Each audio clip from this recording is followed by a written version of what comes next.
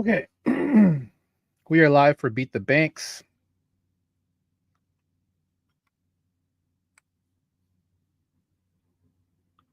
Let me do two things real quick.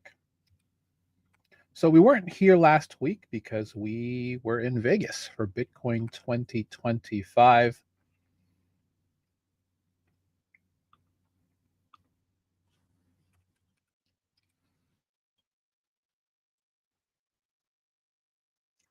Really great conference. Sorry, I just wanted to make sure I got the window up. Let me make this bigger.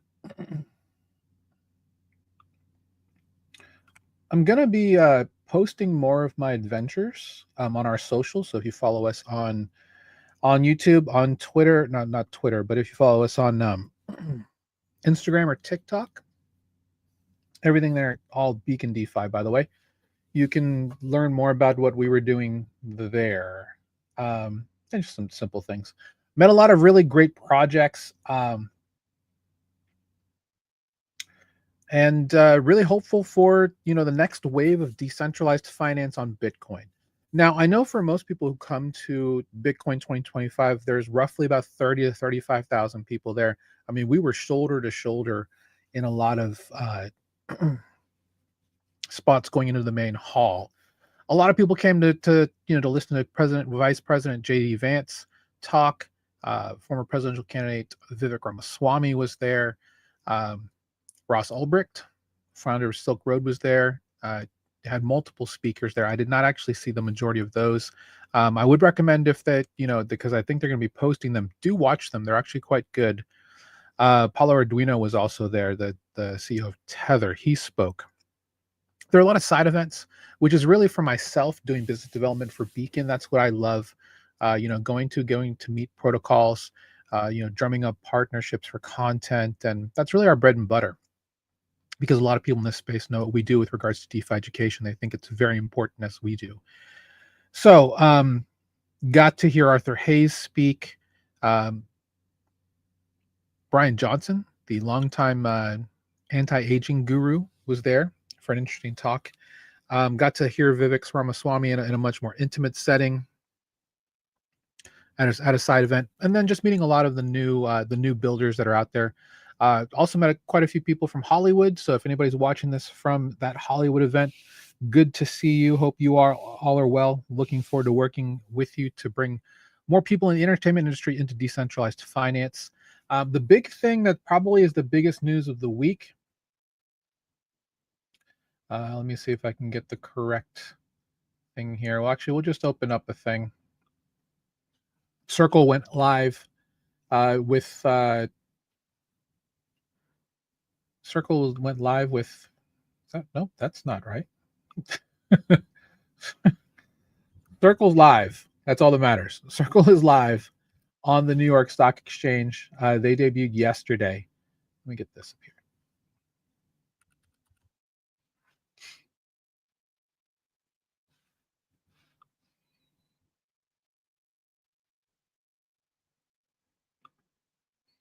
Yeah, so this is from Jeremy Allaire, the CEO and founder of Circle. One thing to remember, they do have a partnership with Coinbase. So shouldn't be surprising, right? So where Circle goes, so will Coinbase. Circle is lighting it up right now with regards to performance, right? So if I just check out Circle price, wrong Circle, that's on some other exchange. But if we just go to the first one here, as you can see, Circle is killing it. So if we just go with just the 5-day, I mean, looking at where it started, well below, I think it opened. Did it open at $31? Yeah, it opened at 31, which is kind of that's nuts to begin with. But it's all the way up to 115. They had multiple volatility halts on the stock going up. What does this mean? And that's really the main reason why I wanted to talk about it today. What it means is that there is a supreme appetite for stable coins on Main Street. The Stable Act, the Genius Act, both of them, kind of, I think there'll be a merged version that gets to President Trump's desk. This is all this is all big news. These are what, especially here in DeFi, this is the thing that we wanted. We wanted mainstream adoption. First, Coinbase goes into the S&P 500, and now Circle has debuted on the New York Stock Exchange to obviously a lot of fanfare. Not 115, I think it went up to 120 or so earlier. So huge congrats to that team. Clearly, there is a lot of buying here. There are a lot of people who are interested in owning the stock, and this spells a lot of. Well, I think this spells a couple of things. A lot of goodwill, I think, for mainstream adoption of stablecoins. Now, Circle is not the largest issuer of stablecoins. That's Tether. And just to kind of give you an idea of what we're looking at, so if I just go to DeFi Llama, where we normally recommend people go specifically for information about DeFi, if we go to stablecoins,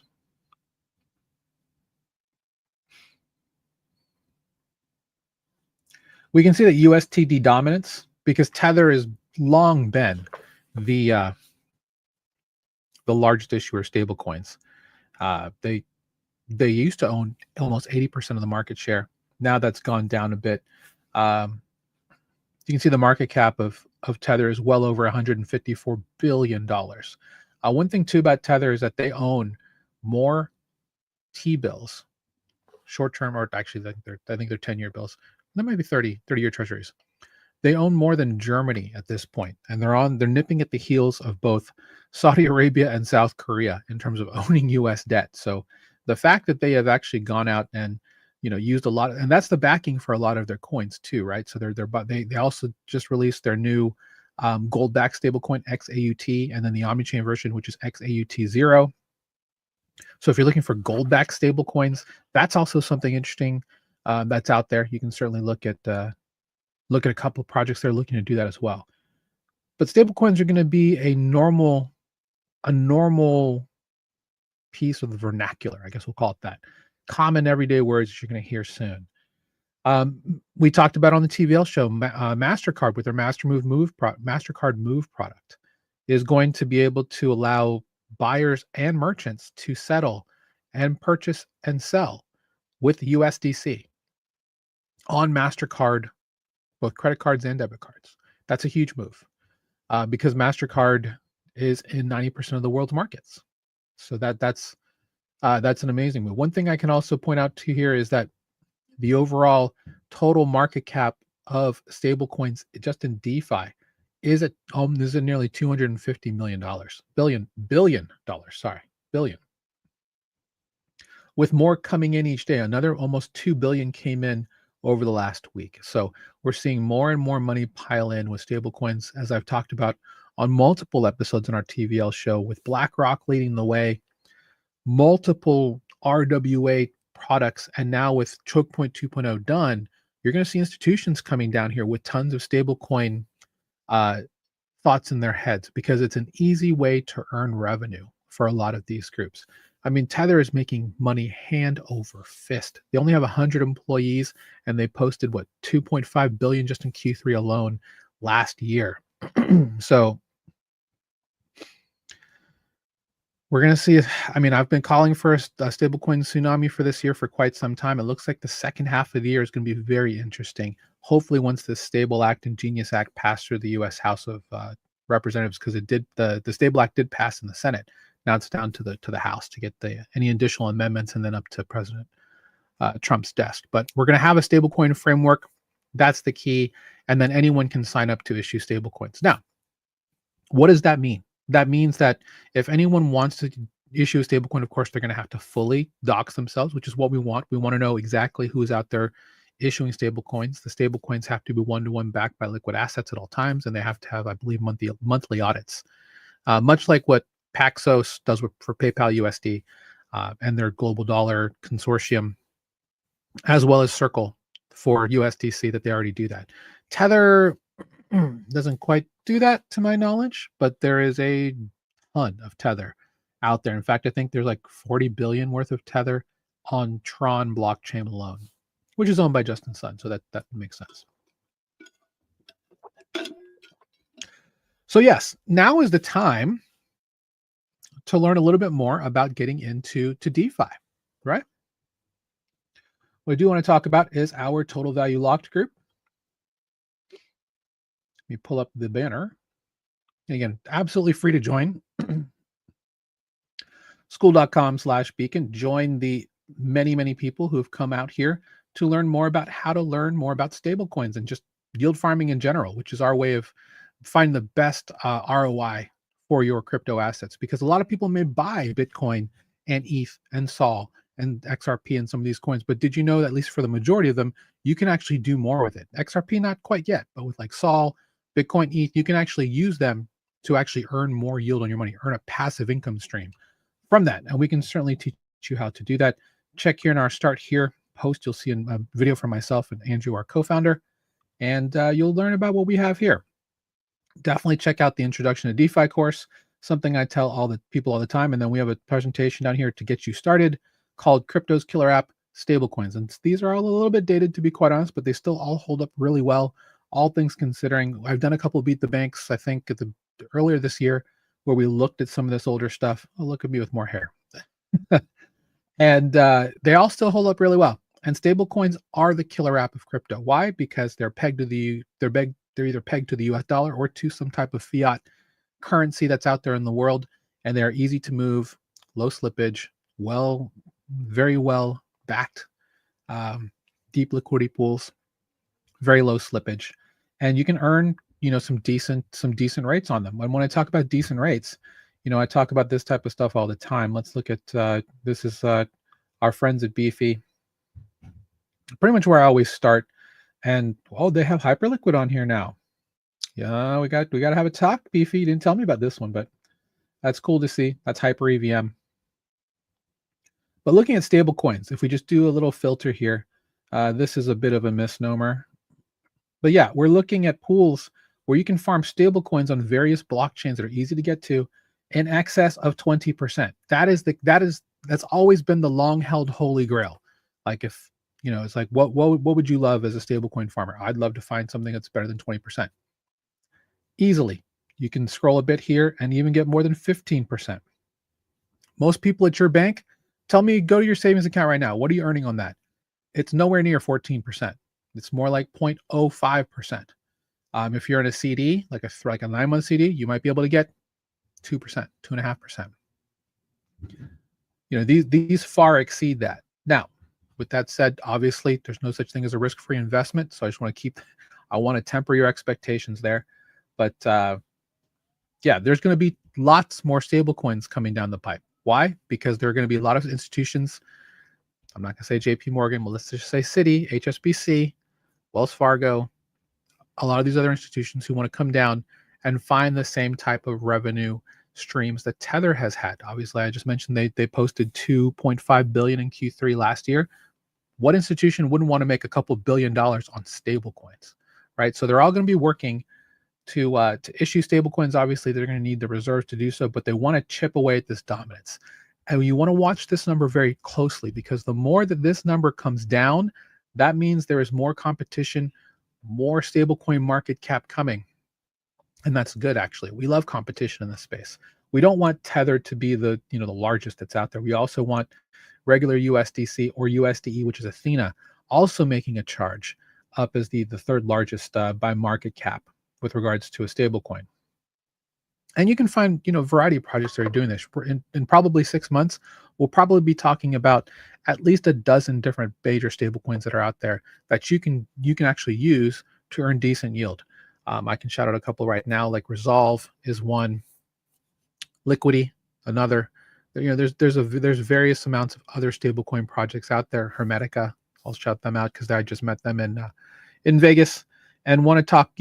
Just there's various ways to earn yield, way better than you will ever earn at your bank. And that's why our show is called Beat the Banks on Fridays, because we want to make sure we're showing you opportunities where you can actually easily get in. And again, going through this at Total Value Locked, it's an easy way to get in for free and follow our system, follow the things that we've done in order to make it in this space. And we've been here since 2019. So in terms of the system we use, it's just our experience. But yeah, join us there. Absolutely free school.com/beacon. I will say we do have a challenge product out right now. If you are interested in that, you can check out beacondefi.io/challenge. And that is our challenge for you to earn your first dollar in DeFi within 40 hours. Check out that website, beacondefi.io/challenge. Watch the video, get started, and take the challenge. All right. So talk a couple of things besides that.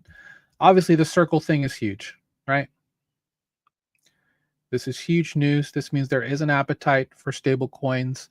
Uh, in a world where there's been a lot of companies, doing CBDCs, central bank digital currencies, right? Let's see if this still works. Atlantic Project. Yes, that's not it.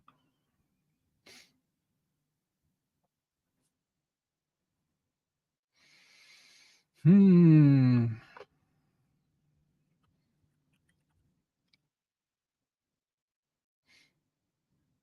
Oh, they changed to Atlantic Council. That's interesting. All right, the Atlantic Council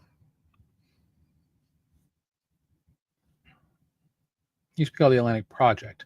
Anyways, you can see there are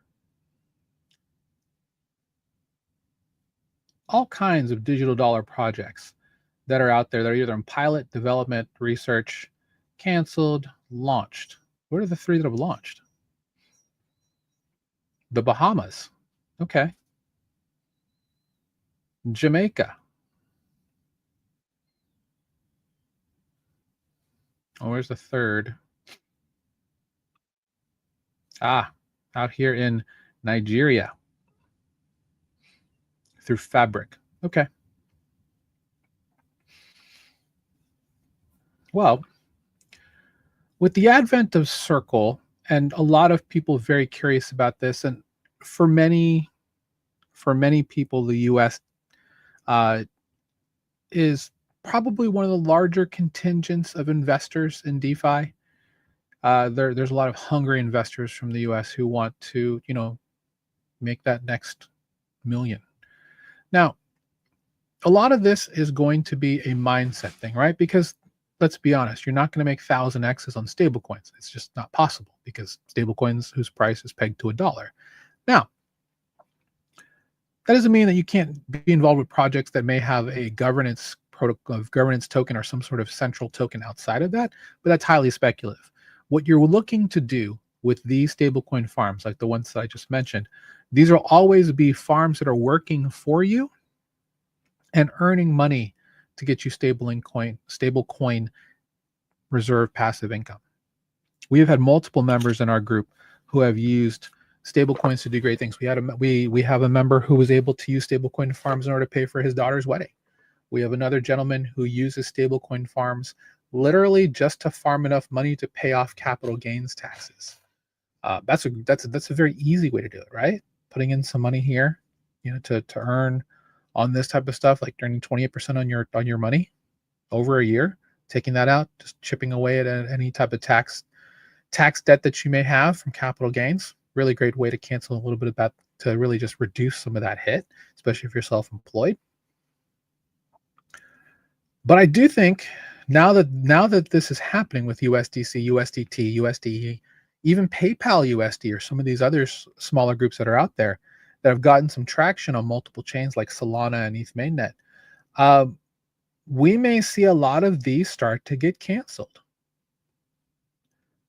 because it's going to be a lot easier to move money through systems like Swift and FedNow, because they accept USDC as a main piece of transfer. I think USDT too. So once we have the United States section, well, I guess just created with the stablecoin framework, that's going to open up the floodgates for a lot of different countries to more easily transact with American businesses, if we want to call it that. Are we sidestepping tariffs through the system? I mean, I'm not going to say that's going to be the case, but what's interesting about DeFi is that no country owns DeFi, so it's a non-sovereign way to pass money back and forth, and I think that's what a lot of people have been criticizing President Trump for, because he has his Trump meme coin, he has his USD1 stablecoin. If you've been watching on World Liberty Financial, which is his family's DeFi protocol that they quote unquote own or somewhat represent, but sometimes they may not talk about it. In any case, that means that anyone in the world can go and buy a property that belongs to them, like USD1, like World Liberty Financial Coin. And people seem to have a large problem with that. Ultimately, when it comes to DeFi, and I think President Trump knows this, it's a non-sovereign way to transact money. It's a non-sovereign way to have investments, earn yield back on your risk-adjusted return. So that is why it is attractive to a lot of people, specifically not just for that purpose, but for people who are into privacy, right? That's another portion that people talk about: private blockchains, privacy tokens like Monero, some of these other protocols that help keep you anonymous as you transact and do transactions online. These are all part of a very larger framework of interoperability that's going to be central to how we do business moving forward. We talk all the time about DeFi being the future of finance. We've been saying that for years. We believe that DeFi will be the way that we do business in the future. There's multiple companies who are using blockchain technology, not only just for like 3PL or supply and logistics. We're seeing banks use blockchain technology. That like the BIS, for example, in the UK, have been testing blockchain-based technology for quite some time. Why? Because blockchain technology settles in seconds or sub-second, as opposed to wires and some of these other clearinghouses that may take multiple business days. That's the beauty of stablecoins. You reduce a lot of those settlement times and the fast payment rails available, and you can send to anybody. And that's the promise that a lot of people are looking for, right? Let me take away this banner. And that's the key.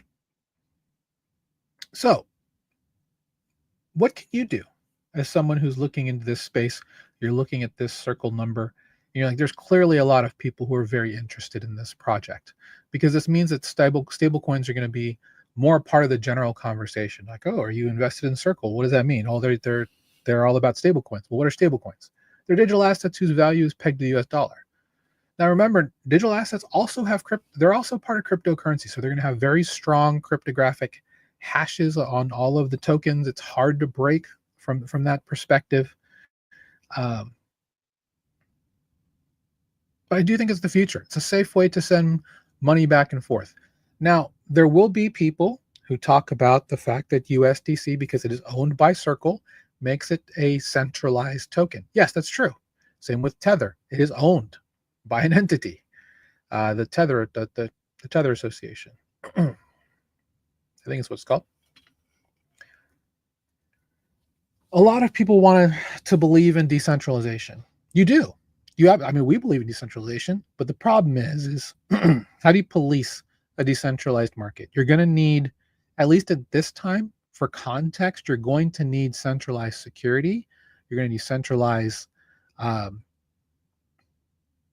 levers to help control when people try to exploit the system. Because that's the one thing that decentralized finance is so good at, is that it is hard to game the system. Now, that doesn't mean there aren't exploits, but it's code, right? So it's all battle tested. The more it gets tested, the stronger it becomes. So that is the key. And yeah. So we've talked about it on multiple of these. You can go back on our Twitter and our YouTube to check out more of these episodes. My goal for everybody who's listening here is to get into your first stablecoin farm. With USDC, if you like, which is what they have there. If you sign up for a Coinbase account, USDC sending down to any blockchain that they have is, to my knowledge, still free, and it takes less than 30 seconds to do in most cases. If you go through our challenge, if you go through anything that we offer on there, we do get you down to Arbitrum. That's the first blockchain that we like to start people off on. It's a really good central blockchain, central not only to USDC and other layer 1 Ethereum type operations. It's also a hub chain for USDT, for everything they're doing on creating omni-chain USDT to make it as accessible as possible. So That's the main reason why we like starting off on Arbitrum. It's established, it's been there a long time, and it's fast, it's cheap. You can do multiple transactions for less fractions of pennies, ultimately. So yeah, check it out. Get into your first farm, and that's really about it. This is a big moment. Just like the Coinbase IPO was huge, this is just as big because this shows that there is a wide appetite for stablecoins. There are a lot of people who want to learn more about them. There are a lot of people who want to integrate them. And just like, being able to pay with Apple Pay and Google Pay in the beginning, which is digital payments, guys. Now we're going to have digital currencies that you're able to use. Programmable money. Now, we can talk about the elephant in the room about it. Yes, because it is centralized, they do have the ability to freeze your assets. They always have. And because it's centralized, they always will. This helps to help keep control not only of the supply, but also against bad actors. Because really, that's the part that you really should be looking at it from that standpoint. Now, obviously, mistakes happen. People can have their assets frozen for whatever reasons, and normally those get resolved. I'm not going to get into that on today's call, but I did want to mention that, at least in my experience, the majority of times that they've used the freeze function on USDT or USDC, it's to help stop further exploits from bad actors who are trying to game the system. You can go as far as just looking at all the groups tied to North Korea as a bad enough actor to make sure that what we're doing here stays a safe haven for you to earn fantastic yield on your assets and your capital. The majority of people in this space, the vast majority, are here to help create the right protocols, the right composable assets to make sure that you can earn a fantastic return that absolutely decimates what you find in traditional finance, both in choice, but also your freedom. Because again, decentralized finance is an exercise in self-custody. So if you're watching this for the first time and you're wondering why we love DeFi, it's because your keys, your crypto. And that's the key. You get to choose what happens. You obviously, this means you're custodying your own assets. You have to understand the security and the responsibility that goes with doing that. But that's the key. That is the key.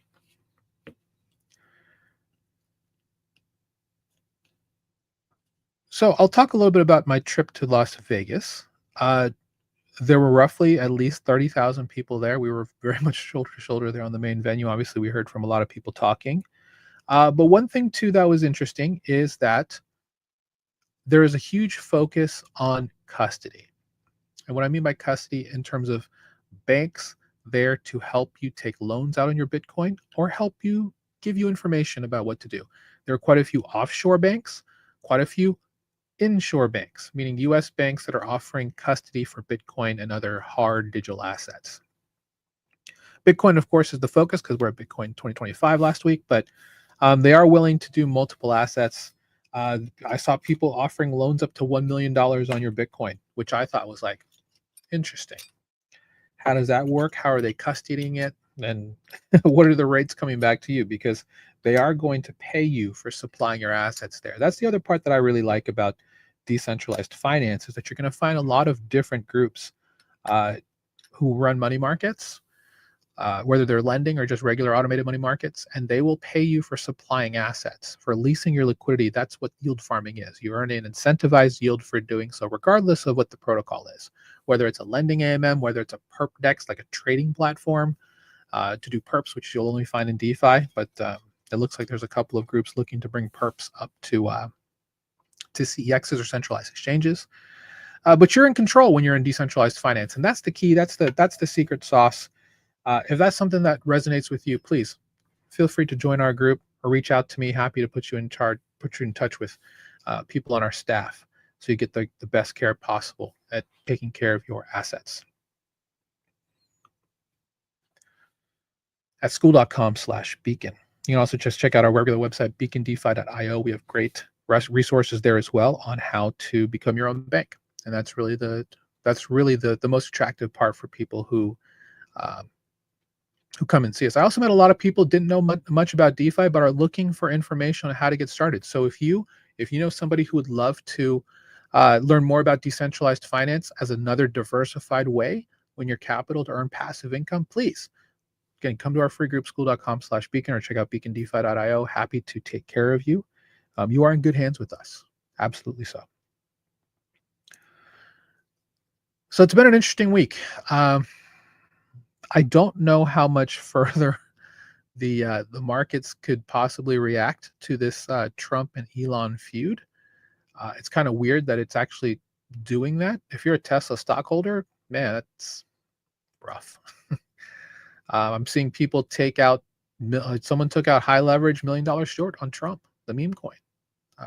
I saw that earlier too. So there's a lot of speculation going on, and that's probably the one thing that's interesting about being in Web3 is that you have the ability to speculate on many things. Polymarket just announced that them and Twitter now have a partnership. If you've never been to Polymarket, Polymarket. Well, it definitely came up. They definitely came to prominence with the last election cycle, right? Because the thing about Polymarket is that they're what we call a prediction market. So yes, it's like the most basic version of sports betting, except you're looking at different options here. Now, what's cool about Polymark is that they started on the Polygon blockchain, which is a layer two, long-standing layer two, and then they're pretty much chain agnostic. You can have an account made for you, and you just have to fund it with USDC stablecoin, and you can vote for all this stuff. And it is you actually do, uh, you know, make money off of this if you bet correctly. And some of this is silly, but some of it people actually look at pretty, like this one. People look at this one quite a bit. What's the price of Bitcoin going to be in 2025? A lot of people take this stuff pretty verbatim. Same thing with the Fed cuts. Let's see if we can find Fed. Economy. Like Fed decision in September, like Fed decision in June, Fed decision in July. It looks like a lot of people are voting with their wallets here to see that there will be no change.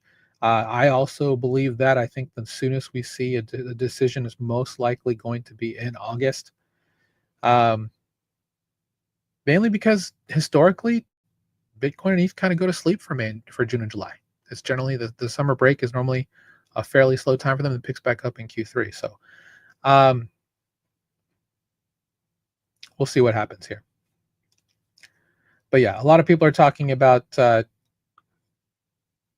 if there will be a rate cut, it'll probably be sometime in I think in August, but it could be September. It all depends. They'll shoot everything back up and everything will go crazy.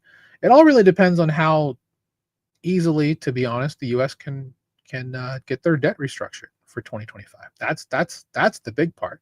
They've got near more than $1 trillion to refinance. So we'll see exactly what happens there. Anyway, I am no economic expert, but there are signs. Are there not?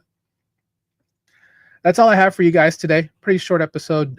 Not a whole lot to really talk about, to be honest, outside of the Circle IPO. There are some new things that are coming out. I did want to highlight one last thing, GMX Express. As GMX got its lunch eaten by Hyperliquid, which is by far the far superior DEX by total value locked or staked, if you want to call it TVS or TVL. They make it easy to onboard. It's fairly centralized, though. That's kind of the issue, whereas GMX is a little bit more of a decentralized platform, but both are still trading platforms. They offer perps, they offer leverage, they offer spot buys. And now GMX has made it so that you can have gasless transactions just by depositing USDC or other token. And it's now very, very quick. And that was launched, I believe 4 days ago on Monday, on the 2nd, is when GMX Express happened. So GMX, by far one of the oldest, most Lindy, meaning with the Lindy effect, the longer something stays in existence, the more you are apt to trust and believe it. They've been around a long time. They ushered in what we call the real yield era into DeFi, meaning that revenue drives yield. And that's what most investors want now. They want a protocol that gives them revenue as opposed to some some token that is most likely headed towards zero at some point. So you're just trying to farm and dump as much as possible. That's not the case anymore with things like real yield on GMX with perp dexes, which led to more real yield things through things like Uniswap v3 and concentrate liquidity in general. So it's really revolutionized the way we look at yield in DeFi, because for us, yield comes from volume. So we like to farm high volume chains. So hopefully everyone has a great weekend. That's all I got for you today. Again, if you have any questions, feel free to reach out. Join our free group, school.com/beacon. There to always answer questions. We have multiple people on deck there to answer any questions you may have. And yeah, looks like it's a great weekend across all of the United States if you're watching us from there. Also, feel free to follow us on our socials. All of these wonderful things here. We are Beacon DeFi at all of these platforms. We greatly appreciate a follow, supporting us there. See you later. Take care. 07. Have a great weekend. Beacons up. Banks down. Keep beating those banks, guys. We'll see you next Friday, 3 p.m. Eastern.